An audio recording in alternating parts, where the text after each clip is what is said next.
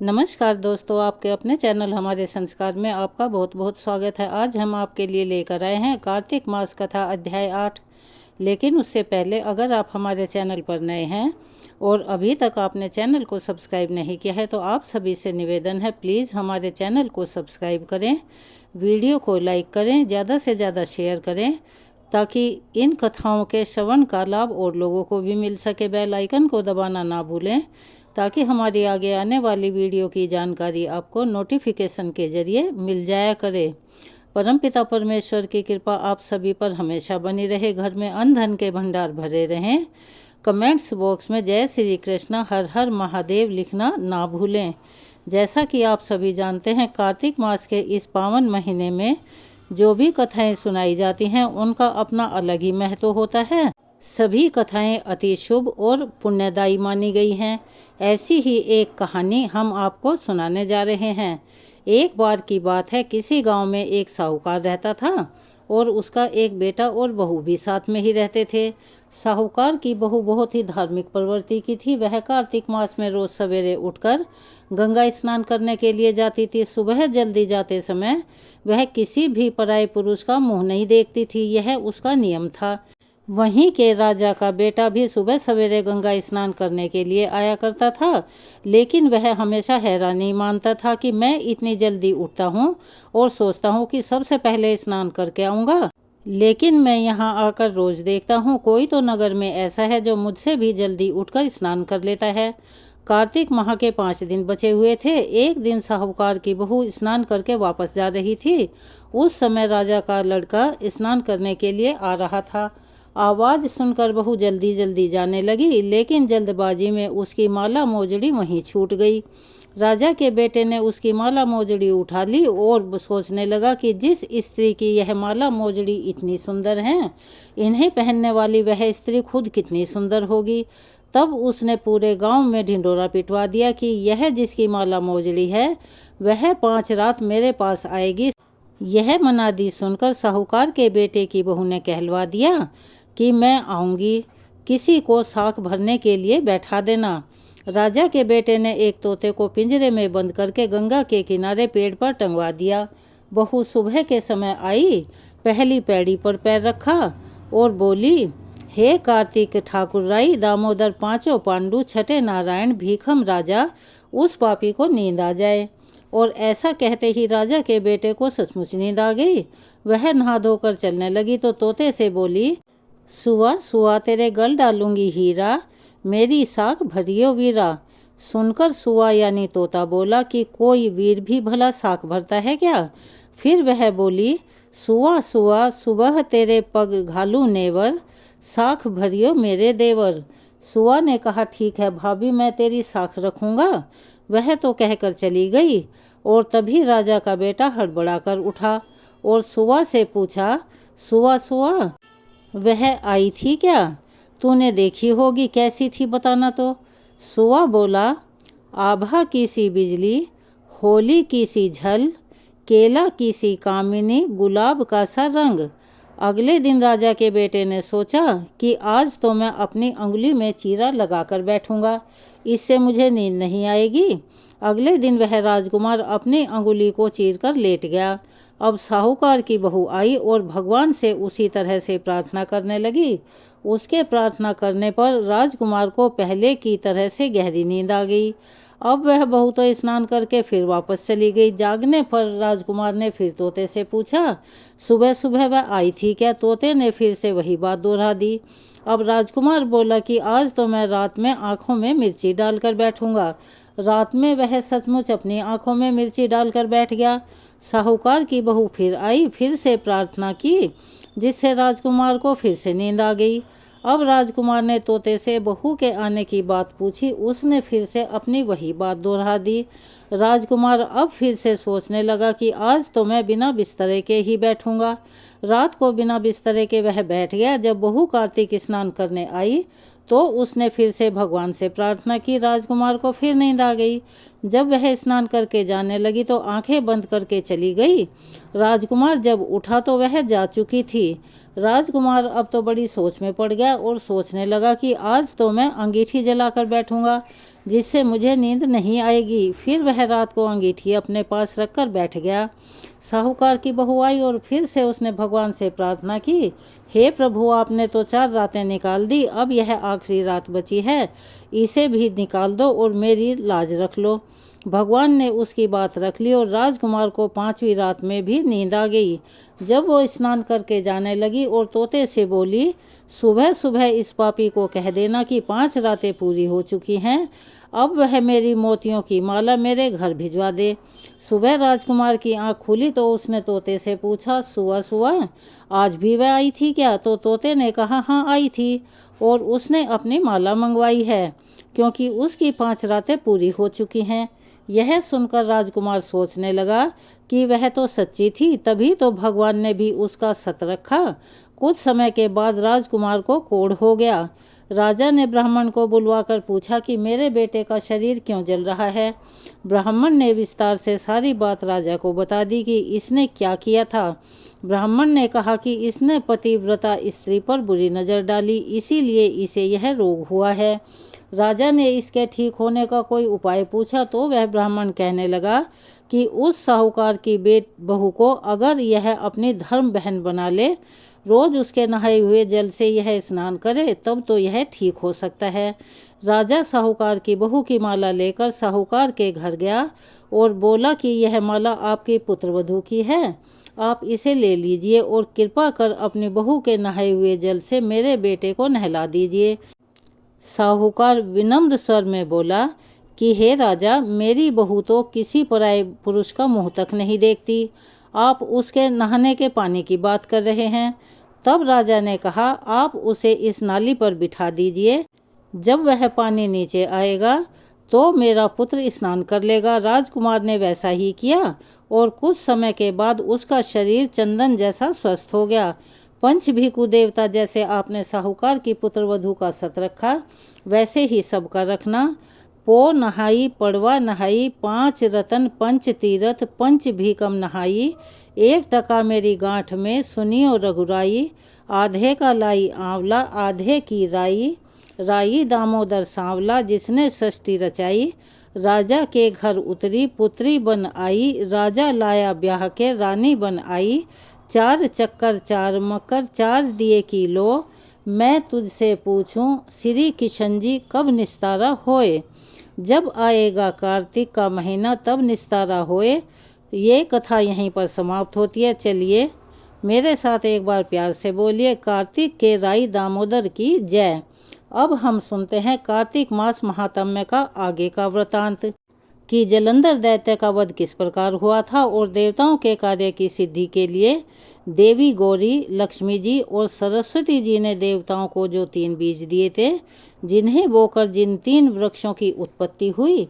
अगर आप इस चीज़ के बारे में जानना चाहते हैं तो आप इससे पहले के अध्याय को एक बार और पढ़ सकते हैं। देव ऋषि नारद के मुख से इतनी कथा सुनने के पश्चात महाराज पृथु ने फिर से उनसे हाथ जोड़कर विनती की कि हे महामुनि, आपने कार्तिक मास में भगवान विष्णु की पूजा का महात्म्य सुनाया। इस मास में अगर किसी अन्य देवता का पूजन या व्रत होता हो तो वह भी आप बतलाइए। तब देव ऋषि नारद जी बोले, नारायण नारायण, कार्तिक शुक्ल पूर्णिमा को विष्णु जी का व्रत, कार्तिक कृष्ण चतुर्दशी को श्री गणेश जी और अष्टमी और अमावस्या को श्री लक्ष्मी जी का व्रत रखा जाता है। जो कुंवारी कन्याएं हैं कार्तिक मास में चतुर्थी को गणेश जी का कर्क चतुर्थी व्रत रखती हैं, उन्हें उनकी मनपसंद और सुयोग्य वर की प्राप्ति होती है। अगर विवाहित स्त्री इस व्रत को रखती हैं तो उनका सुहाग अखंड रहता है। प्रातः काल स्नान आदि से निवृत्त होकर चंदन आदि से श्री गणेश जी का पूजन करें। फिर शाम के समय गणेश जी का पूजन करके चंद्रमा उदय होने पर चंद्रमा को अर्घ्य दें। फिर उत्सव मनाते हुए भोजन करें। सुहागिन स्त्रियों को अपने सुहाग की रक्षा करने के लिए यह व्रत जरूर रखना चाहिए। कर्क चतुर्थी व्रत के महत्व का वर्णन करते हुए देव ऋषि नारद ने कहा, हे राजा पृथु, अब इस व्रत का इतिहास सुनाता हूँ, ध्यानपूर्वक सुनना। भद्रावती नगरी में सुधर्मा नाम का एक राजा था। उसके रविदत्त, सुशर्मा, जयशर्मा और सुशोभन नाम के 4 पुत्र और वीरमती नाम की कन्या थी। सुधर्मा ने अपनी कन्या का विवाह देवव्रत के साथ कर दिया था। वे दोनों प्रेम पूर्वक रहने लगे। एक दिन अचानक घर पर सांप के द्वारा काटे जाने से देवव्रत की मृत्यु हो गई। यह देख वीरमती जोर जोर से रोने और चिल्लाने लगी। उसकी आवाज़ और उसका रोना सुनकर उसके माता पिता तथा चारों भाई और जो भी वहाँ पर नगर के लोग थे वे आ गए और देवव्रत को मरा हुआ देखकर समस्त नगर दुख के सागर में डूब गया। उसी समय दुखों को दूर करने वाले महर्षि पुलस्त्य मुनि अचानक वहां आ पहुंचे। राजा ने हाथ जोड़कर विनयपूर्वक उनसे पूछा, हे महात्मा, किस पाप के कारण मेरी यह कन्या विधवा हुई है? पुलस्त्य मुनि ने बताया कि कार्तिक मास के कृष्ण पक्ष की गणेश चतुर्थी का व्रत न रखने के कारण ही यह कन्या वैधव्य को प्राप्त हुई है। फिर पुलस्त्य जी ने कहा, एक समय दैत्यों के नाश का उपाय खोजने के लिए ब्रह्मा, विष्णु और महेश तथा इंद्र आदि सभी देवता इकट्ठा हुए। उस समय श्री ब्रह्मा जी ने कहा कि गणेश चतुर्थी का व्रत संपूर्ण विपत्तियों का नाश करने वाला है। वैसे भी भगवान गणेश को विघ्नहर्ता ही कहा जाता है। तब सब देवताओं ने कार्तिक कृष्ण चतुर्थी का व्रत रखा, जिससे दैत्यों पर विजय प्राप्त हुई। विजय होने के बाद समस्त देवताओं ने गणेश जी से कहा कि हे गणपति, वर मांगो। तब गणेश जी कहने लगे कि जो स्त्री कार्तिक कृष्ण चतुर्थी का व्रत करे उसका पति चिरंजीवी और जो ना करे वह विधवा हो। अतः समस्त स्त्रियों को यह व्रत अवश्य ही रखना चाहिए। हे राजन, तुम्हारी कन्या ने इस व्रत को नहीं किया था, इसी कारण से यह विधवा हुई है। यदि अब भी यह इस व्रत को करे तो इसका मृत पति जीवित हो सकता है। ऐसा कहकर पुलस्त्य मुनि चले गए। जब राजा ने अपने जमाता का शरीर तेल में सुरक्षित रखवा दिया, इसके बाद जब कार्तिक मास आया तो उसकी कन्या ने विधिवत व्रत करके उद्यापन में ब्राह्मणों को दान दक्षिणा देकर उन्हें संतुष्ट किया, जिसके प्रभाव से उसका मृत पति पुनः जीवित हो गया। नारद जी कहते हैं, हे राजा पृथु, सौभाग्यवती स्त्रियों को अपने सुहाग की रक्षा और संतान प्राप्ति के लिए यह व्रत अवश्य ही करना चाहिए। इसके आगे का वृतांत हम आपको अपनी अगली वीडियो में सुनाएंगे। अपने नियम के अनुसार अब हम सब मिलकर करते हैं तुलसी चालीसा का पाठ। जय जय तुलसी भगवती सत्यवती सुखदानी, नमो नमो हरि प्रेयसी श्री वृंदा गुण खानी। श्री हरि शीस विराजिनी देहु अमर वर अम्ब, जनहित है वृंदावनी अब ना करहु विलंब। धन्य धन्य श्री तुलसी माता, महिमा अगम सदा श्रुति गाता। हरि के प्राण हो से तुम प्यारी, हरि ही हेतु कीन हो तप भारी। जब प्रसन्न हो दर्शन दीन हो, तब कर जोरी विनय उस कीन हो। हे भगवंत कंत मम होहु, दीन जानि छनि छाड़हु छोहु।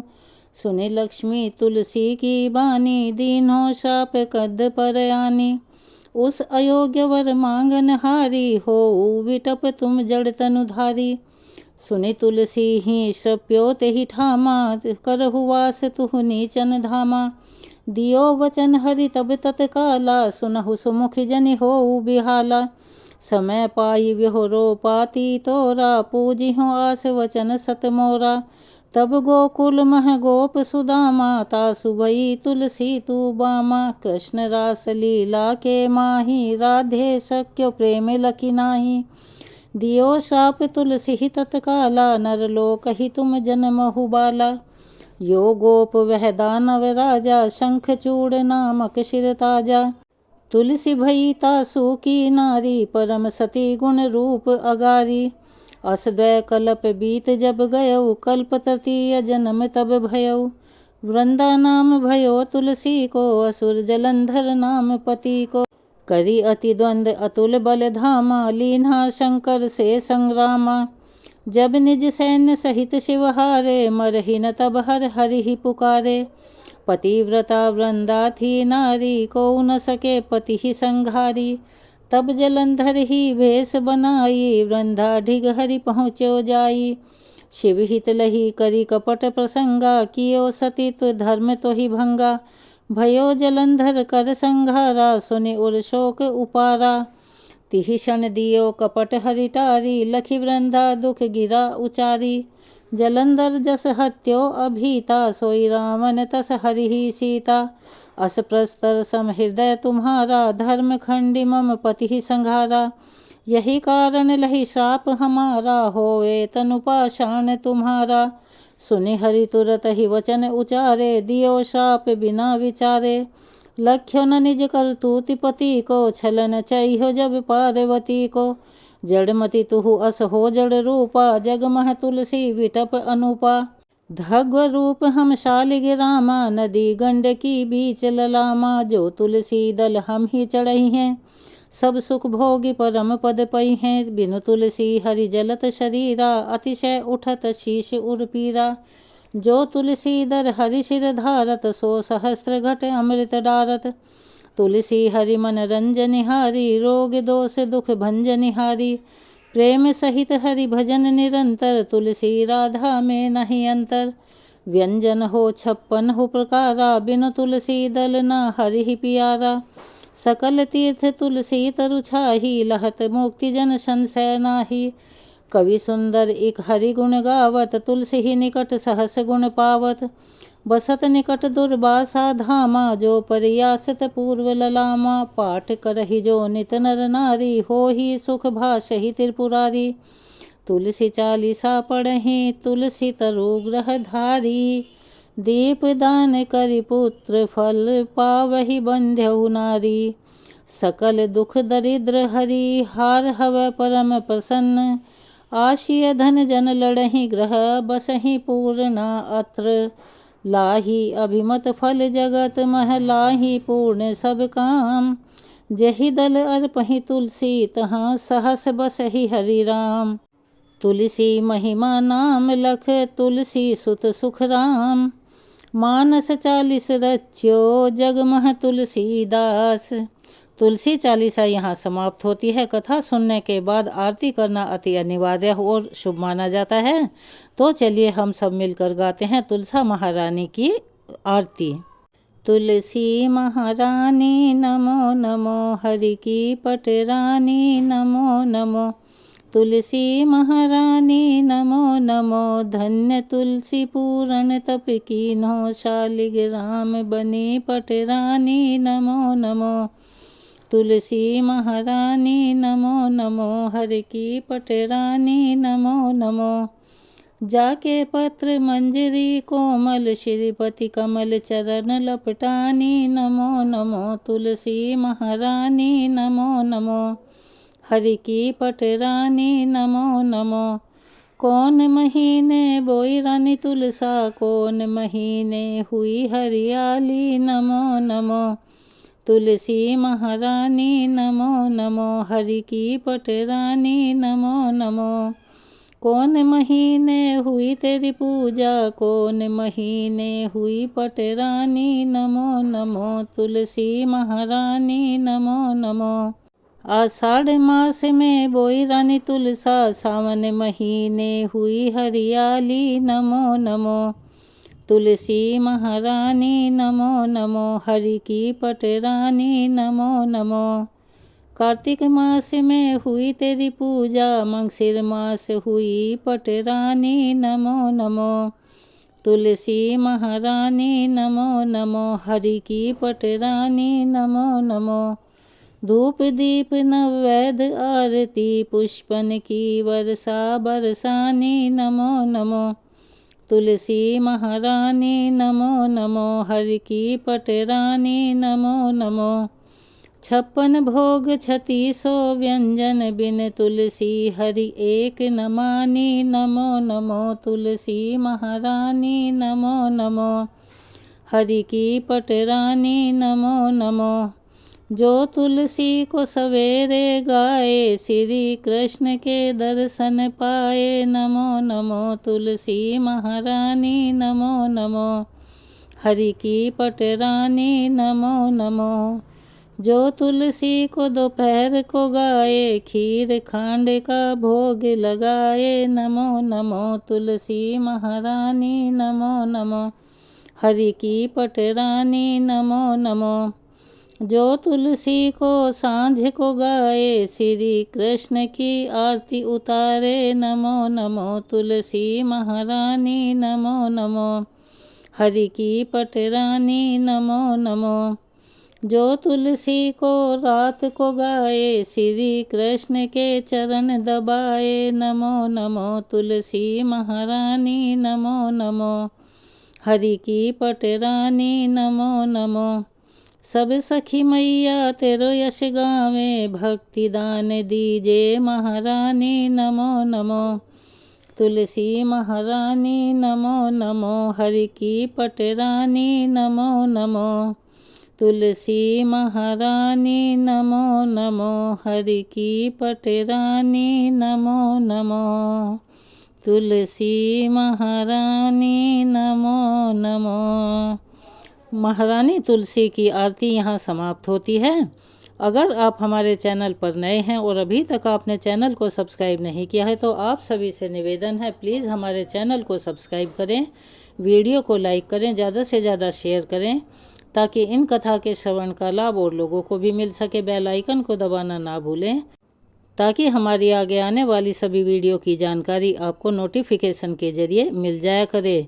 कमेंट्स बॉक्स में जय श्री कृष्ण हर हर महादेव लिखना ना भूलें। अपना सहयोग हमें ऐसे ही देते रहें। आपके ये छोटे छोटे से प्रयास हमारे हौसले को काफ़ी बढ़ाते हैं, इसीलिए प्लीज़ हमें अपना सहयोग प्रदान करें। धन्यवाद।